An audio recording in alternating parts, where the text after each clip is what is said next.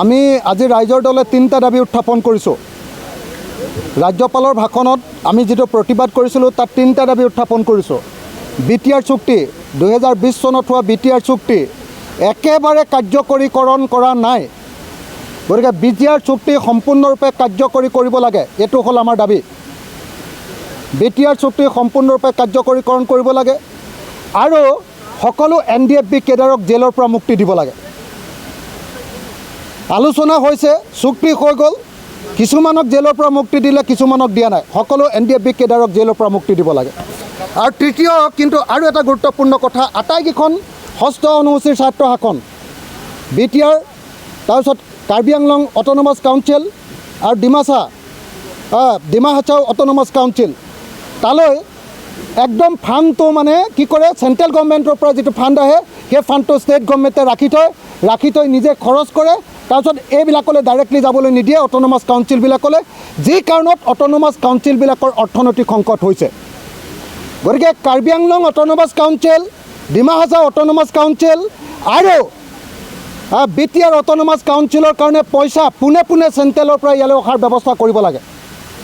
আনহাতে আমি দেখিছোঁ যে এতিয়া অসম চৰকাৰে কি কৰিছে, ডিজিটেলি পইচা তুলিবলৈ লোৱাৰ কাৰণে, ডিজিটেলি টেক্স তোলাৰ কাৰণে এতিয়া ৰাজ্য চৰকাৰে টেক্স তোলোতে কি কয়, টেক্সটো এতিয়া ৰাজ্য চৰকাৰৰ ওচৰলৈ গুচি যায়। আগতে ডাইৰেক্টলি অট'নমাছ কাউন্সিলে টেক্স তুলিব পাৰিছিলে, এতিয়া ৰাজ্য চৰকাৰৰ ওচৰলৈ গুচি যায় আৰু ৰাজ্য চৰকাৰে 1 বছৰ 2 বছৰলৈকে এই যিবিলাক টেক্স উঠে সেই টেক্সবিলাক, যেনেকৈ ট্ৰেন্সপৰ্ট টেক্স, যেনেকৈ ফৰেষ্ট টেক্স, এই ৰেভিনিউবিলাকৰ পইচাটো এই অট'নমাছ কাউন্সিলবিলাকক নিদিয়ে। গতিকে অট'নমাছ কাউন্সিলবিলাকক সম্পূৰ্ণৰূপে স্বতন্ত্ৰ ব্যৱস্থা কৰি দিবৰ কাৰণে দাবী আজি মই ৰাজ্যপালৰ ভাষণৰ মাজতে এই দাবী উত্থাপন কৰিছোঁ। এই 3টা মূল দাবী।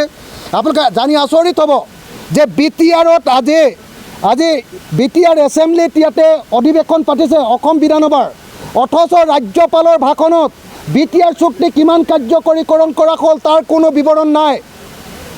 কেনেকৈ বড়োসকলক ঠগি আছে, বড়োসকলক কেনেকৈ ঠগি আছে কেন্দ্ৰীয় চৰকাৰ আৰু ৰাজ্য চৰকাৰে কেনেকৈ বড়োসকলক ঠগি আছে, আজি ৰাজ্যপালৰ ভাষণটো আপোনালোকে পঢ়িলে এই কথা জানিবলৈ পাব।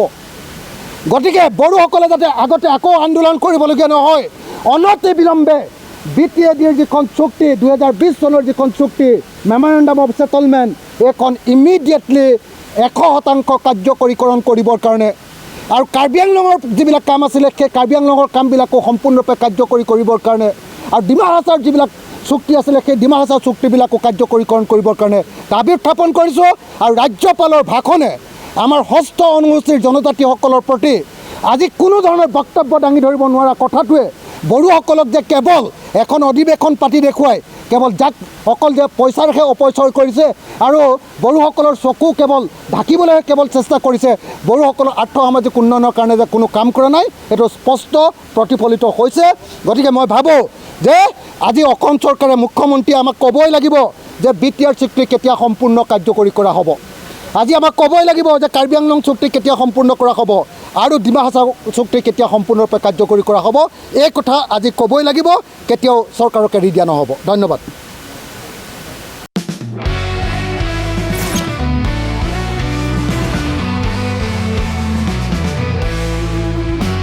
नोंथांनि जिउआव जायखिजाया खामानियावनो हेंथा नुजाथिदों नामा?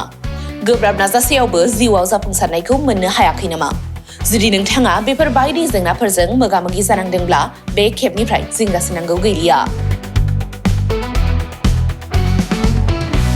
मुलुग दरबाराव तन्त्र मन्त्रनि थाखाय बयनिख्रुइबो मुंदांखासिन थावनियानो जादों मायां। मायांखौ साधु बिद्यानि रायजो होननानैबो मिथिनाय जायो। बे मायांनिफ्रायनो तान्त्रिकनि सोलोंथाइ लानानै फैदों मुंदांखा रबि कबिराजा। बिथांनिफ्राय नोंथाङा नोंथांनि जिउनि गासिबो रोखोमनि जेंना जेंसिफोरखौ सुस्रांनानै लानो हागोन। बिसि फिसायनि गेजेराव जेंना, गोसो थोनाया गारनानै थाङोब्ला लाबोफिननाय, जुलिनि जेंना, साख्रि मोननो हायै, हा हु धोन सम्पथिनि जेंना, बायदि बायदि जेंनानिफ्राय उदां जानो एबा सुस्रांनानै लानो थाखाय नोंथाङा दिनैनो दानो जगाजग खालामनो हागोन रबि कबिराजखौ। रबि कबिराजखौ जगाजग खालामनो थाखाय मबाइल नाम्बार 7099193841 एबा 7086047381 आव कल खालामनो हागोन।